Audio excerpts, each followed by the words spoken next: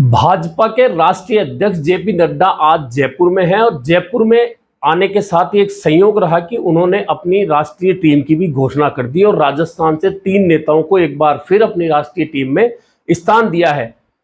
वसुंधरा राजे पूर्व मुख्यमंत्री राजस्थान की, उन्हें एक बार फिर से राष्ट्रीय उपाध्यक्ष बीजेपी की टीम में बनाया गया है। वहीं सुनील बंसल, जिनका राजस्थान में दखल ज्यादा नहीं रहता है राजनीतिक रूप से, उन्हें एक बार फिर से राष्ट्रीय महामंत्री बनाया गया है। वहीं अलका गुर्जर एक बार फिर राष्ट्रीय टीम में स्थान बनाने में सफल रही है और वे राष्ट्रीय टीम में सचिव बनी है और भाजपा अपनी पूरी तैयारियों में जुट गई है। आज जयपुर में उनकी रणनीतिक बैठकें होने वाली है। आज प्रभारी जो नए बनाए गए हैं चुनाव कैंपेन के लिए, उन लोगों को भी जयपुर बुलाया गया है और आज जयपुर में भाजपा अपनी रणनीति बना रही है।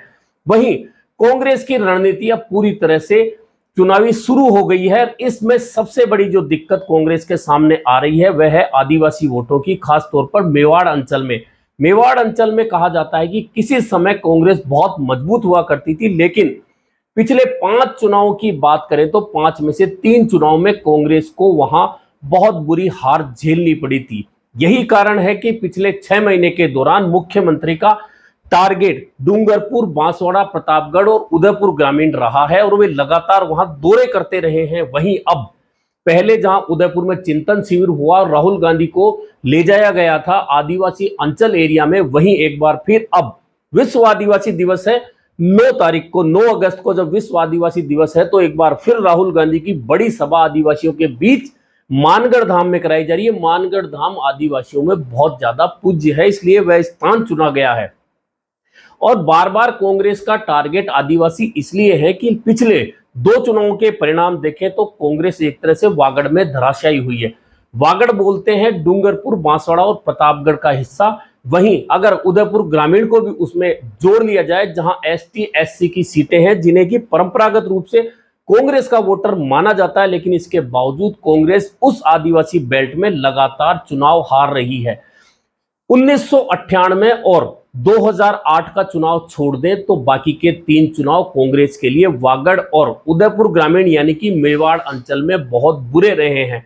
1998 की बात करें तो 1998 में वागड़ और उदयपुर ग्रामीण की एसटी एससी सीटों को जोड़ ले तो कुल 17 में से 13 सीटें 1998 में कांग्रेस की झोली में आई थी। वहीं 2003 में जब वसुंधरा राजे का पदार्पण हुआ, उन्होंने यात्रा निकाली और उनके नेतृत्व में जब राजस्थान में चुनाव लड़ा भाजपा ने, तो 17 में से कुल 5 सीटें कांग्रेस के पास बची थी और 14 सीटों पर भाजपा काबिज हो गई थी।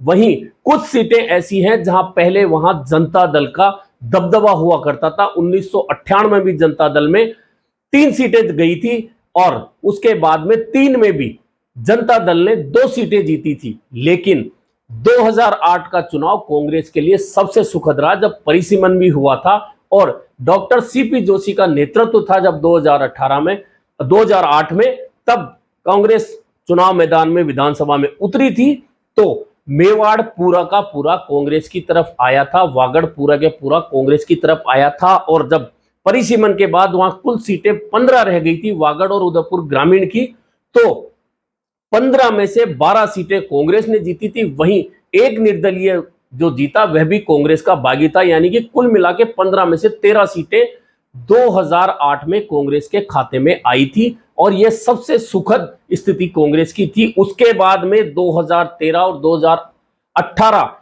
के चुनाव जब हुए तो कांग्रेस को वहां बहुत बुरी शिकस्त झेलनी पड़ी थी। 2013 में तो 15 में से मात्र 2 विधायक कांग्रेस के चुनकर आ सके और इसके अलावा 13 सीटों पर भाजपा जीतकर आई और सरकार बनाई।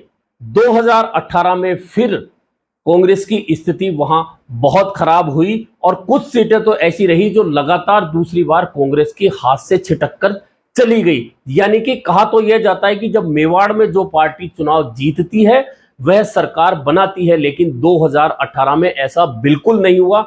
2018 में से 15 में से 4 सीटें कांग्रेस के हिस्से में आई और 1 सीट निर्दलीय रमीला खड़िया जीती, जो इस समय कांग्रेस के साथ है। यानी कि बाकी 11 सीटों पर भाजपा और बीटीपी काबिज हुई है। ऐसे में समझा जा सकता है कि कांग्रेस की आदिवासी वोटों को लेकर चिंता जायज है। यही कारण है कि मुख्यमंत्री अशोक गहलोत बार बार वागड़ और मेवाड़ का दौरा कर रहे हैं।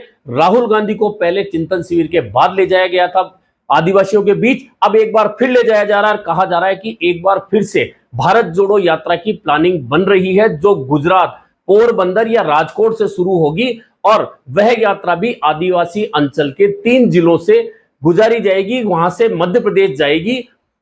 यह रास्ता तय किया जा रहा है। कुल मिलाकर चुनाव से पहले सारी कवायद इन 15-20 सीटों पर कांग्रेस की सिमट गई है और कांग्रेस का पूरा ध्यान है कि किसी तरह से मेवाड़ में जीत हासिल की जाए। इसका एक और राजनीतिक कारण यह भी है कि राजस्थान में पिछली बार भले ही मेवाड़ से कांग्रेस हारी, लेकिन पूर्वी राजस्थान जो कि आदिवासी बेल्ट है, वहां से कांग्रेस के लिए सुखद स्थिति रही और अधिकांश सीटें कांग्रेस की झोली में गई। लेकिन उसका कारण यह भी था कि गुर्जर वोट उस समय आदिवासियों के साथ साथ में कांग्रेस के हिस्से में आए और कांग्रेस पूर्वी राजस्थान से जीत कर आई और इस जीत के कारण ही कांग्रेस को राजस्थान की सत्ता नसीब हो पाई। लेकिन अब स्थिति जो लग रही है या कांग्रेस सोच रही है कि पूर्वी राजस्थान में पिछली बार 2018 जैसा परिणाम शायद वह हासिल नहीं कर पाए, लेकिन उसकी भरपाई दूसरे आदिवासी वोट बैंक से कैसे की जाए, इसलिए अब कांग्रेस का पूरा ध्यान वहां है। वैसे स्थानीय लोगों से बात की जाए, स्थानीय कांग्रेस जनों से बात की जाए तो वागड़ में और मेवाड़ में कांग्रेस की हार का कारण खुद कांग्रेस बनी हुई है। इसका कारण यह है कि कांग्रेस ने कुछ जो स्थापित नेता हैं उनकी जगह नए नेता खड़े नहीं होने दिए, या उन स्थापित नेताओं से कांग्रेस इतनी दब गई कि नए नेता उभर नहीं पाए। अब आप देखिए, महेंद्रजीत मालवीय सांसद का भी चुनाव लड़ लेते हैं, लगातार वे विधायक भी बनते हैं, मंत्री भी बनते हैं, उनकी पत्नी जिला प्रमुख बनती है। वहीं रघुवीर मीणा 3 बार लगातार चुनाव हार जाते हैं, उनकी पत्नी भी चुनाव हार जाती है, 2 बार वे सांसद का चुनाव हार जाते हैं, उसके बाद वे CWC सदस्य बन जाते हैं। ताराचंद भगोरा चुनाव MLA का भी लड़ते हैं, MP का भी लड़ते हैं, उनकी जगह दूसरा नहीं आ पाता। उदयपुर ग्रामीण में खैरवाड़ा से जीतने वाले डॉक्टर दयाराम परमार लगातार बहुत सालों से चले आ रहे हैं, लेकिन उनके स्थान पर नया नेता पैदा नहीं हो पाया। कुल मिलाकर पुराने नेताओं में एक तरह से वागड़ और मेवाड़ की कांग्रेस कैद हो गई है। और आप स्थानीय लोगों से बात करें तो स्थानीय लोग खुलकर तो नहीं कहते, लेकिन दबी जुबान में यही कहते हैं कि जब नए नेता पैदा नहीं करेंगे तो निश्चित तौर पर उसका नुकसान तो होगा। और यही कारण है कि पिछले चुनाव में जब BTP का वहां उदय हुआ तो इसका नुकसान, BTP भले 2 ही सीटें जीतकर आई, लेकिन उसका नुकसान कांग्रेस को यह हुआ कि BTP ने कांग्रेस को करीबन 8 से 9 सीटों पर नुकसान पहुंचाया उस अंचल में। और अब BTP के जो 2 विधायक जीते हैं वे BTP से अलग होकर एक नया क्षेत्रीय दल बनाकर उसके जरिए लड़ने की बात कर रहे हैं। लेकिन BTP भी क्योंकि गुजरात के दक्षिणी एरिया में जो आदिवासी बहुल्य है और राजस्थान के आदिवासी बहुल्य एरिया में असर रखती है, वह अलग से उम्मीदवार उतारेगी और जो 2 BTP के जीते हुए विधायक वे अलग से चुनाव लड़ेंगे, तो निश्चित मानिए कि कांग्रेस को दोहरा नुकसान पहुंचाएंगे। यह चिंता भी कांग्रेस को खाई जा रही है। और अब जो स्थापित नेता हैं उनके स्थान पर नए लोगों को उभारने की प्रयास जो नहीं हुए, उसका नुकसान भी यही हो रहा है कि आखिरकार युवा BTP के साथ जा रहे हैं, या जो BTP से 2 विधायक जीते हैं और वे अब अलग पार्टी बनाकर लड़ने की बात कर रहे हैं, उनके साथ बहुत सारे युवा जुड़ते नजर आ रहे हैं। ऐसे में कांग्रेस की चिंता जायज है। लेकिन क्या मुख्यमंत्री के दौरों से, राहुल गांधी के दौरों से कांग्रेस की स्थिति वहां पर सुधर सकती है, यह देखना होगा, क्योंकि अब बीजेपी उस क्षेत्र में लगातार जीतती आ रही है। हर चुनाव में बीजेपी का प्रदर्शन अच्छा होता जा रहा है और स्थिति यह है कि 2013 और 2018 में 10 से ज्यादा सीटें अगर बीजेपी जीत रही उस क्षेत्र में, तो आप समझ सकते हैं कि बीजेपी ने नए लोगों को पैदा किया। दूसरी ओर कांग्रेस अधिकांश नकारे हुए और पुराने चेहरों के भरोसे ही मेवाड़ और वागड़ को फतेह करना चाहती है। ऐसे में देखना होगा कि क्या राहुल गांधी का आदिवासी क्षेत्रों का दौरा कांग्रेस को जीवनदान देता है, मजबूती देता है, या एक बार फिर कांग्रेस उसी स्थिति में रहती है।